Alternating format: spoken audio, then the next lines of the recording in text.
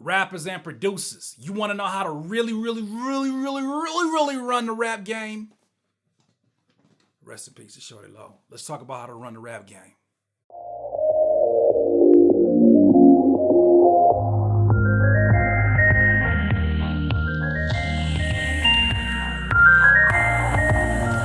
Rappers and producers, you may be asking yourself, Curtis, why are you coming here with this clickbait on a Monday? First of all, before I answer that question, y'all better say congratulations to all of us. Pat yourself on the back, because you know what Friday was? Do you know what Friday was? It was our 300 episode. 300 episode. I got notes. Anyways, we are 300 episodes deep into Curtspirations. Shout out to Richie, man. Everybody, round of applause, first of all, for Richie and that thumb that came there. Round of applause for him. Because of him, we are here where we're at today. It's been a long journey, but we are here. 300 episodes.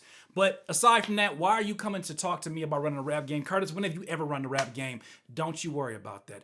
The way that I am speaking about running the rap game, I'm not talking about being the king and the number one of the rap game. I do believe that there is a philosophy that not even the people who are in position, they don't understand exactly all the things that it entails, all the different moving pieces that gets them there. We're not talking about that. When I'm talking about running the rap game, I'm talking about running your own pace so that you attract the kind of attention you want to attract. You attract through marketing. You attract through, having a remarkable content, remarkable messaging. I'm talking about running the rap game at your own pace. Let me tell you a story. There is a rapper that I look up to and has been a mentor for mine for years. Early on, he gave me one of my first placements. Shout out to Glasses Malone. Glasses Malone told me something one time in a studio session. It was something that was very remarkable. He basically said that, when you feel that you are, how can I put it? When you feel that you are overqualified for the position you're in, I know there's a lot of rappers out there right now who you work so tediously and so aggressively on your bars, you work so hard on your songs, and then you listen to songs on the radio and you be like, no way in hell, fam, that this is one of the number one songs on the radio. There's no way. I'm over here spending all my time and, crying while I'm writing, and heartbreak is happening and all of this stuff, all of the mixing and mastering going on to it, and then you hear a song and it's distorted and it's on the internet. Not internet, but it's on the radio. And you're like, come on, fam, what's going on? I'm working so hard. Am I overqualified for this situation? If you are overqualified, I want to hopefully inject you with a little bit of inspiration, in that what he told me was this. He said, when you know that you are working at a level, running at a pace that is faster than the rest of the competition, sometimes what you got to do in order to be relevant in this day and time, a lot of people have this belief that working harder is what's going to get everything that they want instead of working smarter. So his ideology was this. He said, everybody's running this pace, right? They're running this slow pace. Meanwhile, I'm running really fast and I'm looking back at them and it's like, man, I'm working so hard, but it seems like they just walking and still kind of keeping pace. He said, here's what you want to do. You two are not on level playing field. You obviously have a skill set that they could never have. They have their one trick pony. They are who they are. This is what you should do. Sometimes you got to slow down that run and run their race for a second, right? So you jogging right next to them and they're like, hey, who are you? How'd you get here? I didn't even know you ran this kind of a race. That's what's up. Well, I hope you got enough jets, because I'm about to, wait a minute, where you going? And that's when you blow past them. Why? Because you have the option and you have the ability to blow past them. When you're overqualified, sometimes you got to take a step back. And I think a great example of this analogy is Joyner Lucas. When Joyner Lucas shows you what he can do over Gucci Gang, Gucci Gang, Gucci Gang, when he shows you what he can do over that, his lyrical display, he's coming back and saying, look, I can display the same flows that you rap. I can display, even like Kendrick on that, what's the name of that song with is it called Freezer? Was it Rich the what? Rich the Kid. Rich the Kid, Freezer. What is it called? New Freezer. When you look at that verse, Kendrick is literally, you know what Kendrick can do. You know that he can beast on any song. You know he will lyrically blow up any situation he's on. But what he does is he says, me going lyrical and crazy double timing and trying to, be metaphysical and be consciously deep on this song does not make sense. But if I can play at this pace for a second, it may surprise you. When you think about Humble, if you look at his catalog, the same man that made Humble is the same one that made Be Alright. But those are two polar opposites aesthetically, right? But the fact that he can do that, he's showing you, look, I can run at your pace. I can do what y'all do. So let me slow it down for a second. Okay, everybody's over here, applauding this guy. Now watch this. Here's what you can't do. I can do what you do, okay? And that's what your whole game revolves around. But you cannot do what I do because I'm overachieved. I am overqualified for this position. So stop looking at your skill set as a disadvantage, which even sounds nuts as is, I don't want to say coming out my mouth. That is bad. Pause. Richie, that's terrible. But it sounds crazy coming out my mouth because it's like, look, you look at your skill set as like, man, I'm just too lyrical for these rappers. Really? You're too lyrical? Is that possible? Well, part of your skill set should be able to change speeds. That'll be like somebody saying, man, I just dunked the ball too hard, man. People, man, what? No, you can dunk. Okay, if you need to hit a jumper, hit a little graceful, layup or whatnot, hit your graceful layup. If you need to go shoot from the other 3-point line to all the way to the other side of the court like Stephen Curry, like do what you got to do.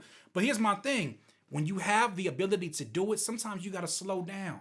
You got to run at their pace. Let them believe you're on the same level and then just skirt past them.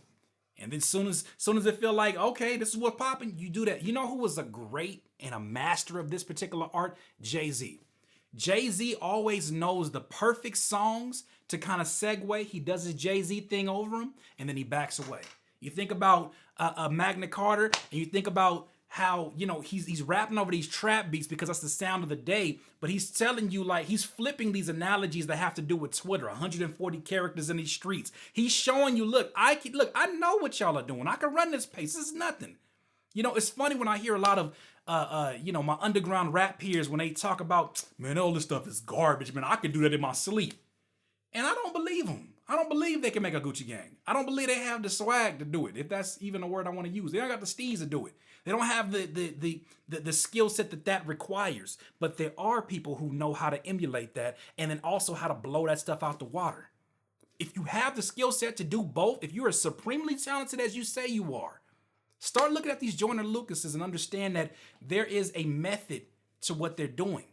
When you see Kendrick rapping over the Mask Off remix, there's a method to this. He understands what the sound of the day is, but he also understands what his place in history is, right? But he does not let that be, his handicap because he's talented. It's crazy that now we're in the age where talent becomes a conversation of being a handicap. Man, he's just, he was a little bit late for his time. He raps just too damn good and nobody trying to hear them good raps. I don't believe that.